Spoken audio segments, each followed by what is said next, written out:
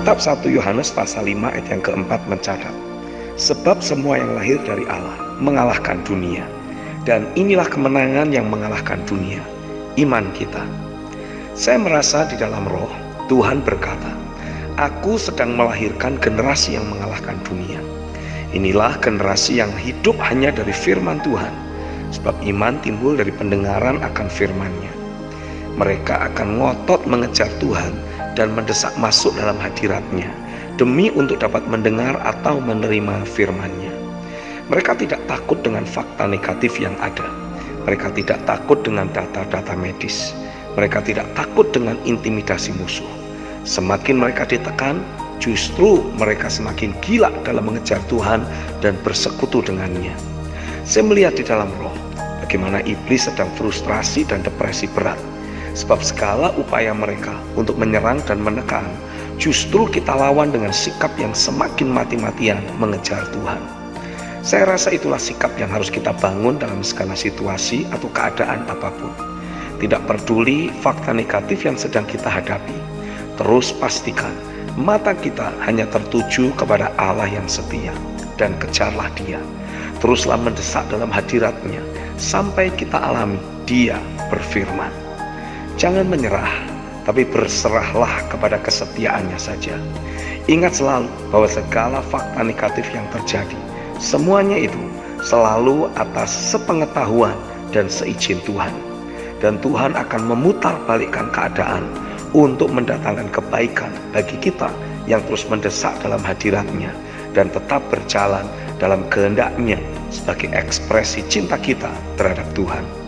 Roma 8 ayat yang ke-28 mencatat, kita tahu sekarang bahwa Allah turut bekerja dalam segala sesuatu untuk mendatangkan kebaikan bagi mereka yang mengasihi Dia, yaitu bagi mereka yang terpanggil sesuai dengan rencana Allah. Saya merasa sedikit lagi waktunya untuk generasi yang mengalahkan dunia ini bakal dimunculkan oleh Tuhan. Ya, itulah kita yang terus mendesak dalam hadirat-Nya dan terus berjalan dalam kehendak-Nya, sekalipun ada banyak fakta negatif yang harus kita taklukkan.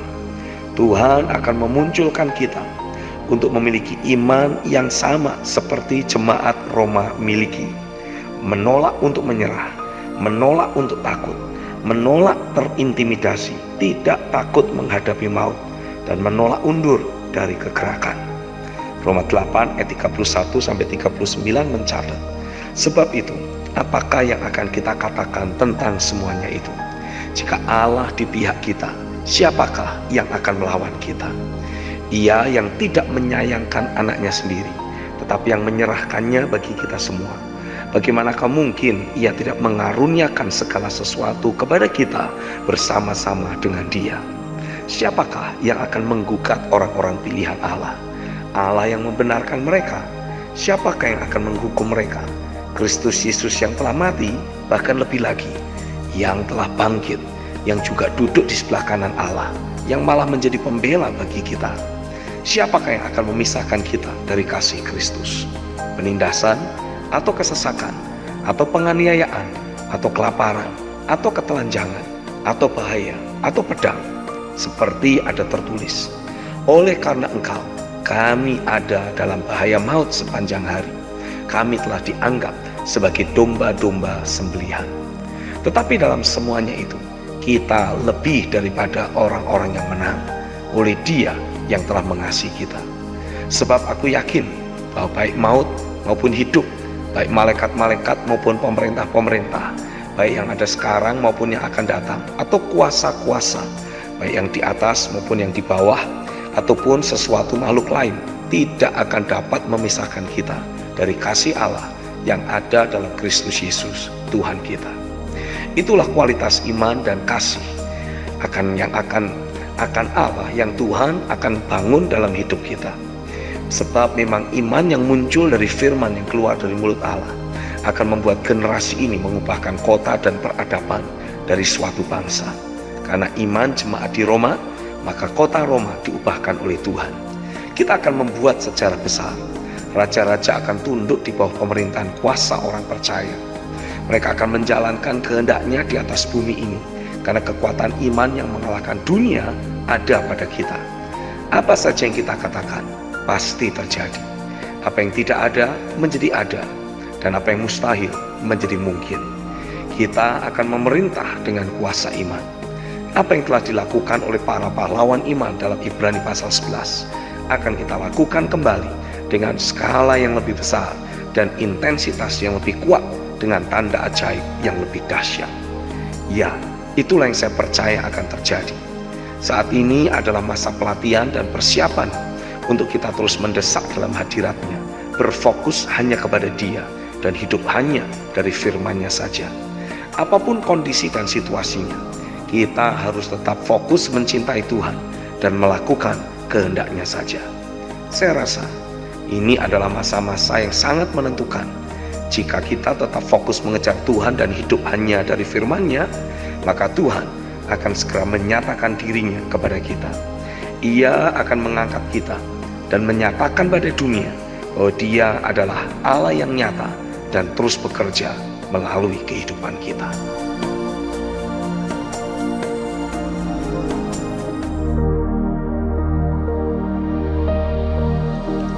Banyak orang bertanya, apa itu logika ilahi? Untuk memahaminya, saya mau mengajak kita memahami terlebih dahulu apa itu logika. Kata logika berasal dari satu akar kata Yunani, logos. Kata logika sendiri bisa diartikan sebagai hasil pertimbangan akal pikiran yang diutarakan lewat kata yang dinyatakan dalam bahasa. Logika adalah salah satu cabang ilmu filsafat. Sebagai ilmu, logika disebut dalam bahasa Latin dengan istilah logika scientia atau ilmu logika. Suatu ilmu yang mempelajari kecakapan untuk berpikir secara sistematis, tepat, dan teratur. Ilmu logika ini akan mengasah kemampuan akal budi seseorang untuk mewujudkan pengetahuan ke dalam suatu tindakan. Sumber Wikipedia. Jadi dari pemahaman singkat tentang logika di atas, saya dapat menyatakan suatu definisi tentang logika ilahi.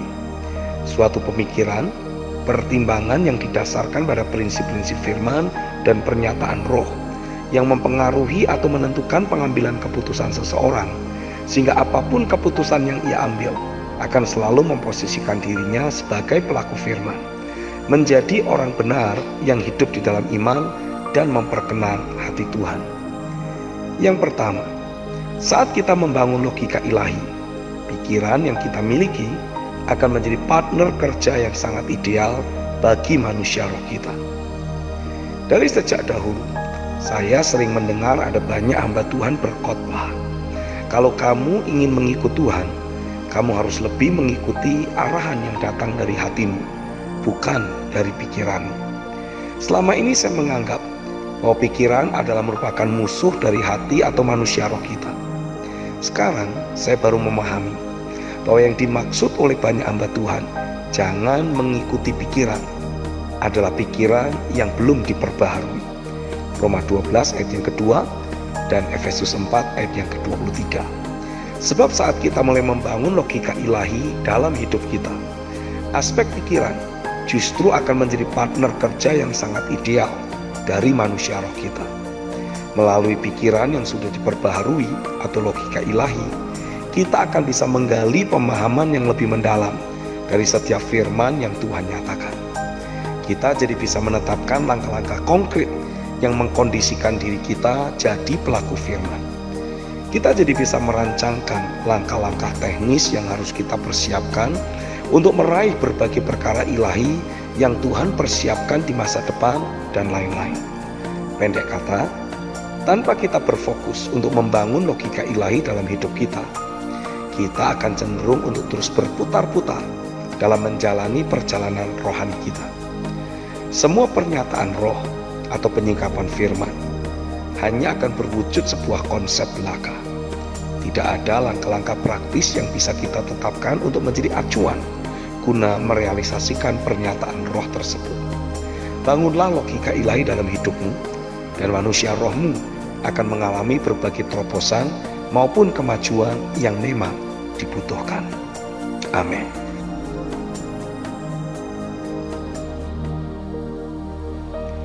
Message ini adalah kelanjutan dari message kemarin.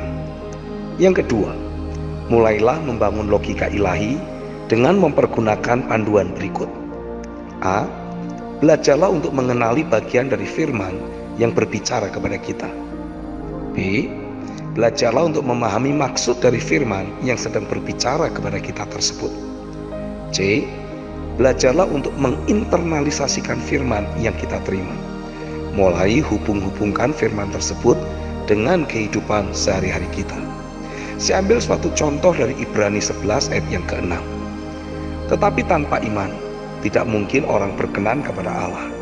Sebab barang siapa berpaling kepada Allah, ia harus percaya bahwa Allah ada, dan bahwa Allah memberi upah kepada orang yang bersungguh-sungguh mencari Dia.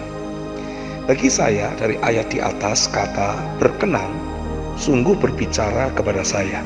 Panduan A. Setelah saya menerima firman tentang memiliki kehidupan yang memperkenan hati Tuhan, saya memutuskan untuk menggali secara lebih mendalam pemahaman saya tentang kata berkenan tersebut. Panduan B. Saya mendapati kata berkenan diambil dari kata Yunani euaresteo yang memiliki arti memperkenan atau menyukakan dengan memiliki atau menguasai sesuatu.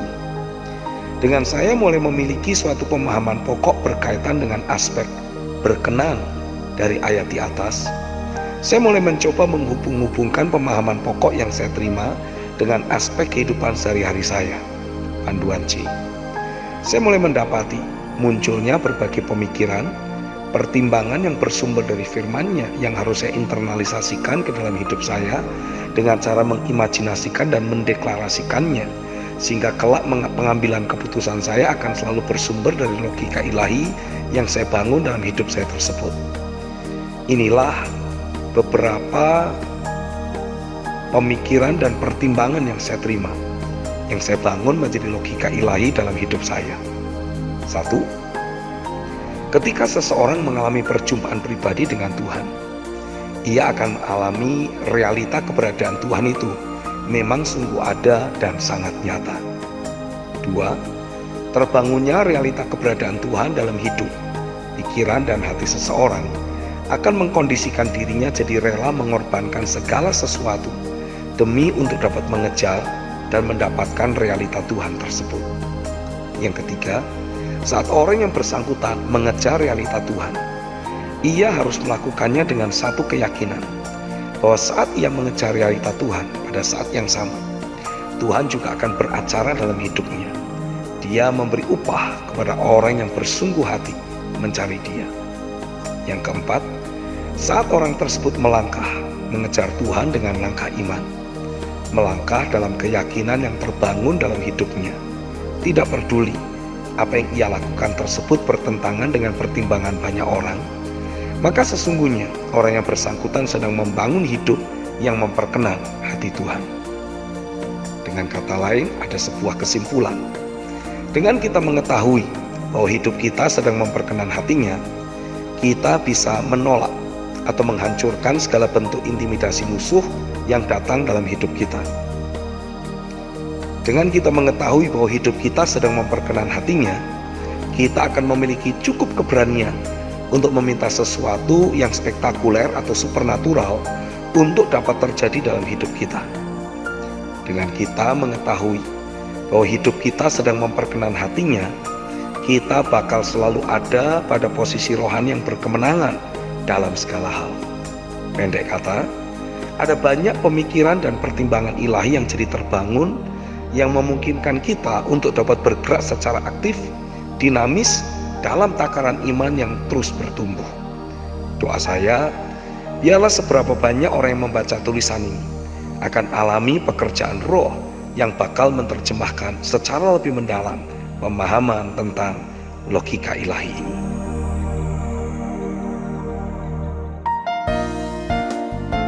Kitab Yeremia 1 ayat 4-10 mencatat, firman Tuhan datang kepadaku bunyinya, sebelum aku membentuk engkau dalam rahim ibumu, aku telah mengenal engkau. Dan sebelum engkau keluar dari kandungan, aku telah menguduskan engkau. Aku telah menetapkan engkau menjadi nabi bagi bangsa-bangsa. Maka aku menjawab, Tuhan Allah, sesungguhnya aku tidak pandai berbicara, sebab aku ini masih muda. Tetapi Tuhan berfirman kepadaku, janganlah katakan aku ini masih muda. Tetapi kepada siapapun engkau kuutus, haruslah engkau pergi. Dan apapun yang kuperintahkan kepadamu, haruslah kau sampaikan. Janganlah takut kepada mereka, sebab aku menyertai engkau untuk melepaskan engkau. Demikianlah firman Tuhan. Lalu Tuhan mengulurkan tangannya dan menjamah mulutku. Tuhan berfirman kepadaku, sesungguhnya aku menaruh perkataan-perkataanku ke dalam mulutmu. Ketahuilah, pada hari ini aku mengangkat engkau atas bangsa-bangsa dan atas kerajaan-kerajaan untuk mencabut dan merobohkan, untuk membinasakan dan meruntuhkan, untuk membangun dan menanam. Dari perikop di atas ada beberapa hal yang saya dapatkan. Yang pertama, setiap kita memiliki tugas khusus yang Tuhan tetapkan untuk menyelesaikan kehendak-Nya di atas bumi ini.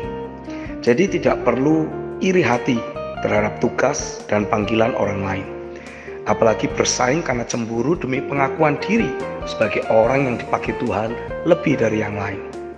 Bagian kita adalah berfungsi saja secara maksimal dan menghargai anugerah dalam diri orang lain sebagai kesatuan tubuh Kristus. Yang kedua, semakin kita bisa melihat jati diri kita di dalam Kristus, maka kita akan menjadi pribadi yang rendah hati. Pekerjaan roh akan menaklukkan kesombongan dalam diri kita dan juga membangun keutuhan dalam diri kita, sehingga kita tidak lagi rendah diri, namun yakin terhadap jati diri kita di dalam Kristus dan fungsi kita dalam kehendak-Nya. Dengan demikian, kita tidak menjadi terganggu dengan keberadaan diri dan fungsi orang lain. Yang ketiga, kekonsistenan perjumpaan kita secara pribadi dengan Tuhan akan membuat rohnya menyingkapkan jati diri dan tujuan hidup kita di dalam Kristus. Jadi hal itu memang tidak bisa diperoleh secara manusiawi dengan ilmu atau tes psikologi yang ada. Jika kita sudah berbicara mengenai jati diri kita di dalam Kristus, maka sumber yang paling akurat untuk menyatakannya adalah Kristus itu sendiri, bukan yang lain. Oleh karenanya tidak ada alternatif lain. Persekutuan dengan Tuhan secara konsisten, berkesinambungan dan bertumbuh semakin intens, itulah jalan satu-satunya penyingkapan jati diri kita di dalam Kristus. Yang keempat, setelah penyingkapan jati diri kita di dalam Kristus, maka segala keterbatasan kita akan tersingkir dan Tuhan akan memperlengkapi kita dengan kuat kuasa-Nya untuk menyelesaikan kehendak-Nya. Juga kita akan mengalami penyertaan Tuhan yang sangat nyata, sehingga situasi, keadaan, dan orang akan meresponi kita dengan cara yang berbeda. Sebab ada kuasa dan otoritas dari tempat yang maha tinggi. Mereka akan bahu-membahu untuk membuat agenda Tuhan terwujud. Yang kelima, apapun yang menjadi jati diri kita di dalam Kristus, firman Tuhan akan diberikannya atas kita. Itulah senjata kita untuk menyelesaikan kehendak-Nya. Oleh karena itu, setiap hari harus kita pastikan adanya firman yang kita terima dari Tuhan. Hidup hanya dari firman-Nya. Tidak boleh hanya sekedar menjadi slogan, melainkan harus menjadi kehidupan sehari-hari kita. Tiap hari kita harus terus mendesak dalam hadirat-Nya untuk alami jamahan firman-Nya. Yang keenam, promosi itu di tangan Tuhan, bukan di tangan manusia. Bagian kita hanya mendengar firman-Nya dan taat, sehingga Dia yang akan mengangkat kita dengan kuasa tangan-Nya. Jika Tuhan sudah mengangkat, tidak ada satupun pribadi yang dapat menurunkan. Namun kita harus memastikan bukan promosi yang kita kejar, melainkan realita Tuhan semata-mata. Kecenderungan hati kita harus tetap tulus, sebab esensi dari promosi adalah dampak yang lebih besar dari kuat kuasa Tuhan, bukan posisi ataupun jabatan. Saya percaya saat kecenderungan hati kita terus lurus dan tulus, maka Dia pun akan dengan leluasa membawa kita berjalan sebagai orang benar yang terus bersinar sampai kepenuhan Allah nyata atas kita. Amin. Saya Stephen Agustinus. God bless you. Mari dapatkan renungan harian Pastor Stephen Agustinus yang akan membangkitkan dan menyegarkan roh Anda dengan cara mengetik nama, kota, dan nomor WhatsApp Anda.